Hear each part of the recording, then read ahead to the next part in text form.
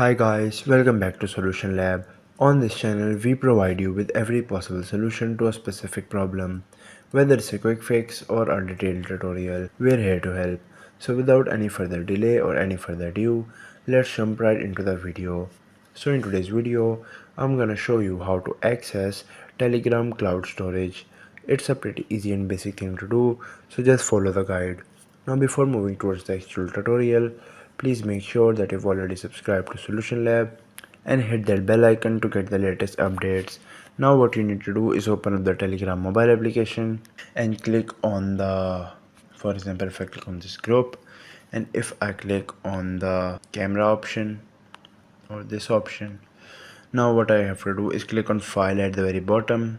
Once I click on file, I can see all of these options which says internal storage, external storage, and from here easily go to the internal storage, and that is the cloud memory, and that is how you can easily access Telegram cloud storage. I hope this tutorial was helpful and informative.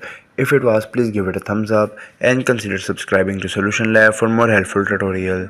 If you have any queries or suggestions, just leave them in the comments below. Till then, take care. See you next time.